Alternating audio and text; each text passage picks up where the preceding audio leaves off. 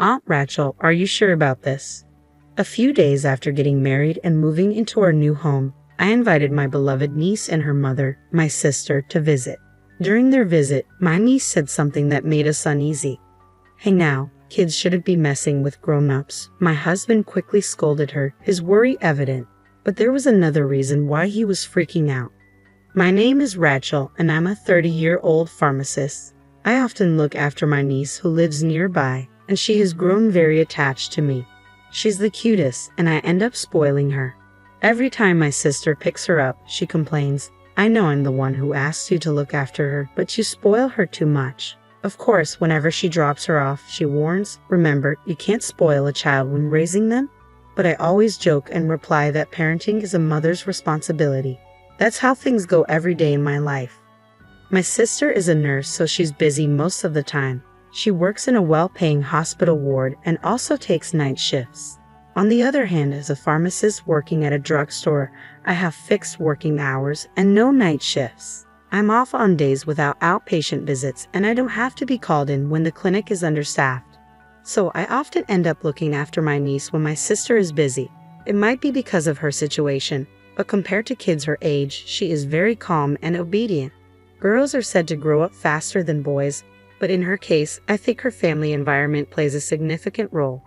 I've been spending time with her to make sure she doesn't feel lonely, but now she has me wrapped around her finger. She's a quiet child who doesn't seek much attention, but she has this one ability that's hard for others to understand. For instance, when I tell her, "The park was empty today, wasn't it? Time flew by quickly. Want to take a shortcut home?" she would give an eerie response, saying, "Auntie Rachel, we shouldn't go that way. There's something bad there. Let's take the long way around." Incidents like this happen often. What bad thing? I've heard that children have heightened senses that allow them to see and hear things we can't, but is that for real? To be honest, I don't fully believe it. One day, a regular male customer at the pharmacy asked me out for lunch. When you hear regular at a pharmacy, you might think he's sick, but that's not necessarily true. This man got injured while working and is just getting treatment, so he's healthy overall. In the beginning, he visited frequently, and we casually chatted. His injury was healing well, and we were talking about him maybe not needing to come anymore when he asked me out for lunch. After a few lunch dates, he invited me out for dinner, and we had drinks at a rather fancy bar. I started to let my guard down with him and even shared some personal things about myself. It started to dawn on me that crossing that line into a relationship was just a matter of time. Then he proposed to me very passionately.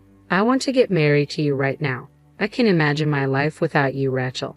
Hearing him say that made me incredibly happy. I was overwhelmed by the realization that he needed me in his life, and I found no reason to reject him. So I accepted his proposal, feeling as if I were being drawn into it. To my surprise, he picked me up in front of everyone, laughing like a child. I found that side of him charming. "Let's have a ceremony just for the two of us right now," he suggested enthusiastically. He mentioned knowing someone in the bridal industry who could host and prioritize our wedding ceremony. While I was delighted, I still wanted to be blessed by our loved ones at our ceremony, so I turned down his suggestion. His disappointed face honestly made my heart ache, but I wanted our union to be blessed by others more than anything else, so I chose to stick with my decision. Even though he looked disappointed, he respected my feelings and withdrew his suggestion quite easily. That was another thing I liked about him. The very next day, which was the happiest day of my life, I shared the news of our engagement with my older sister before she went to work. Seeing her joy, as if it were her own, made me relieved that I didn't have to rush the ceremony. As I was happily recalling yesterday's events, he texted me saying he wanted to see me. When we first started dating, I remembered him mentioning that he had a younger sister. However, I was surprised to hear for the first time that his sister was hospitalized at the moment. When I asked why he hadn't told me earlier, he explained that he didn't want me to accept his marriage proposal out of sympathy for him. He also pointed out the possibility of the opposite happening. I assured him that I wouldn't make decisions based on his sister's illness, and his soft response of "I know" made me fall head over heels for him. But I still pulled myself together to stay grounded. He showed me a picture of his sister and told me, when I told her about you, Rachel, she said she can't wait for the day when she can call you Big Sis. I felt a deep desire to make his sister's wish come true as soon as possible. Holding my hand, he said, Let's become a family soon. I was moved once again. Even though we weren't married yet, I wasn't against the idea of being called Big Sis by his younger sister. I wanted to visit her in the hospital before we got married, but when I mentioned this to him, he said, after I visited her the other day, her condition worsened and the doctors limited her visitation. Is it okay for you to be seeing me right now, in a time like this? I asked. He responded by pulling out a charm from his jacket pocket. All I can do is pray for my sister. I stopped by the church before I came here to see you, Rachel. There's nothing I can do besides praying for her. Damn it, he expressed, frustration evident in his voice. Seeing him like this, I deeply wanted to support him. The next day, he suddenly stopped contacting me. I guess his sister's condition had worsened. I hoped he wasn't pushing himself too much. After about 3 days, his usual cheery self showed up at the pharmacy. Although he could have just texted me, he said he wanted to see me in person, which made me happy. We made plans to meet after we both got done with work. When I arrived at our rendezvous right on time, he was already there waiting. As I suspected, he explained that he had been by his sister's bedside due to her deteriorating condition. He told me she was still not allowed to have other visitors, but her condition was now stable, and I breathed a sigh of relief. Then he handed me a letter, saying it was from his sister. I was surprised. I didn't expect to receive a letter from her since I heard she was in critical condition. Reading my expression, he explained, seems like she's been writing a lot, and I didn't even know. He then shyly admitted, actually, I fell for you at first sight, so I had a crush on you for a long time. It turns out he had been talking about me even before we started dating. The letter contained words of hope for our relationship, dreams of her brother's love being fulfilled. I hope the day comes when I get to call you Big Sis soon, she wrote. I wonder if I could even be a flower girl, she wrote, dreaming of me marrying her brother and us becoming a family. Fighting an illness is hard. It's probably a struggle to even use her limited energy to wish for others' happiness, yet her letter was filled with thoughts of her brother getting married to me. Her words brought tears to my eyes. Let's get married soon, I told him with excitement. It seemed unlikely that his sister would be able to attend our wedding, but I wanted her to witness her beloved brother's big day. After some insistence, I got him to reveal the name of the hospital she was staying at, and I found a wedding chapel nearby. The chapel was visible from the patient's room or the rooftop, making it feel like she could be there with us. I begged to have our ceremony there. He was touched to know that I genuinely cared about his sister, and he was fully on board with the idea. We soon fixed a date. Ideally, we wanted to choose one of those auspicious days, but we couldn't afford to be picky. The date we chose was less expensive and the only one available, so we went with it without hesitation.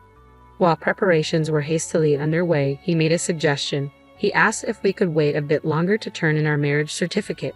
His sister's condition had worsened, and she needed surgery as soon as possible. The medical bill was going to be more expensive than expected, affecting our wedding budget. It didn't feel right to have a wedding under such circumstances either.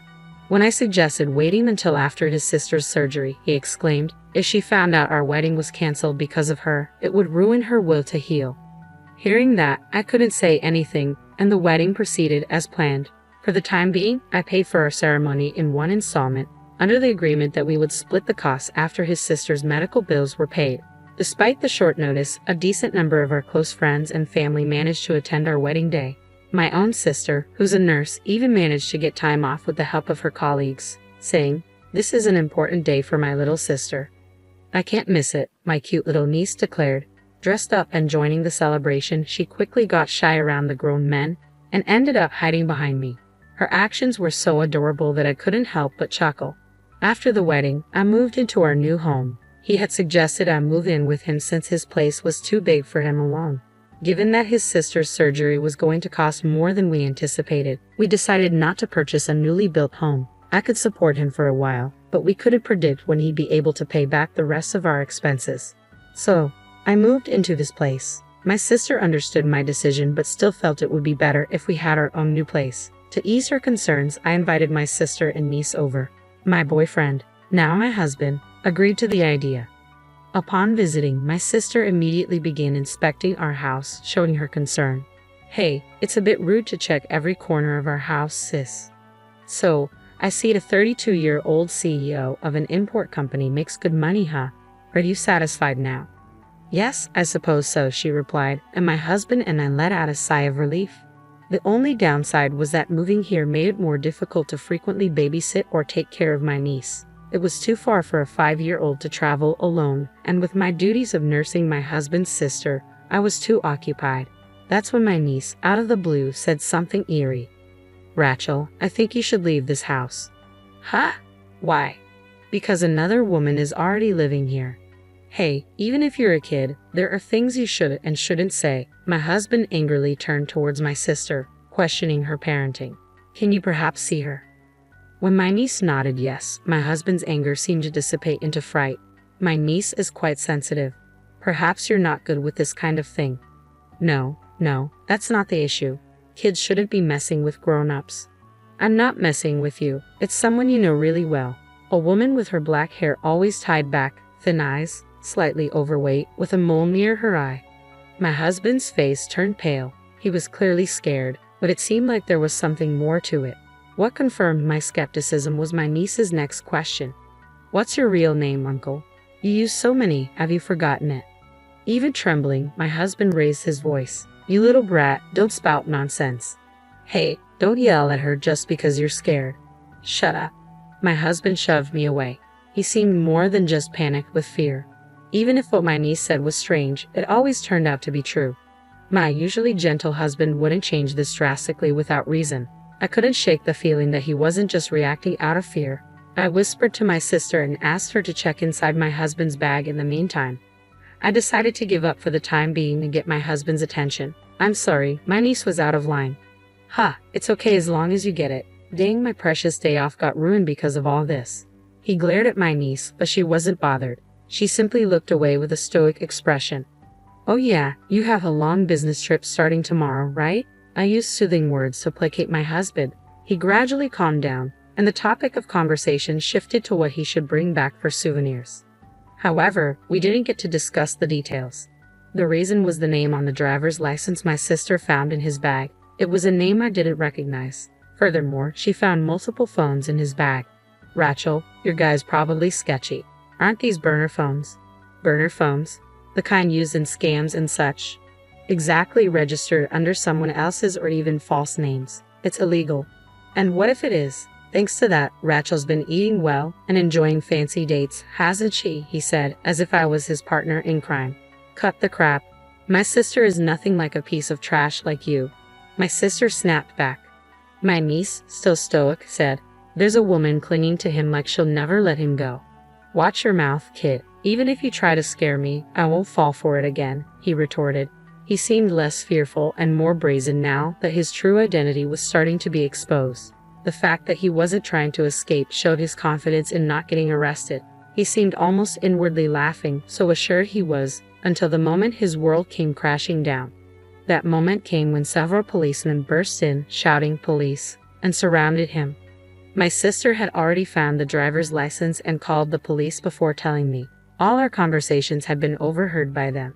There had already been several complaints filed by different women, and the man's description matched those provided. The police were eager to catch him in the act if possible, and the situation was ideal. My sister didn't want to let him escape and wanted to protect me. It was a miraculous arrest with our interests aligning in an instant. Since we hadn't formalized our marriage, the man had no legal claim over me.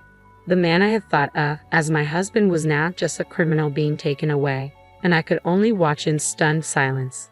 Later, during the police interrogation, he seemed to resign himself or perhaps calculated that confessing would lighten his punishment. Without causing any further trouble for the police, he spoke surprisingly honestly. He admitted he intended to commit marriage fraud against me and drain me financially, likely for the medical bills of his non-existent sister. He also confessed to killing a woman he had previously dated during an argument about his true identity, which she had threatened to report to the police. Although he was frightened when my niece spoke up, he didn't seem to fully believe her, which might explain why he confessed. The police informed me of everything. The night he was taken away, he woke up in his cell choking with long hairs entwined around his neck. He confessed his wrongdoings, fearing he'd be cursed otherwise. When I asked him if it was true about the hair, he laughed and said, "Of course not." He insisted he had finger marks around his neck, but apparently he was the only one who could see them. It seems that some people, when they've committed a crime, are overwhelmed by guilt and resort to escapism. Yet, remembering the image of the woman my niece had described sent chills down my spine. As the investigation proceeded, according to the man's statement, a woman's skeleton was discovered in the woods. It made the news, and when the woman's photo was released, it matched my niece's description perfectly. My sister and I were filled with renewed fear.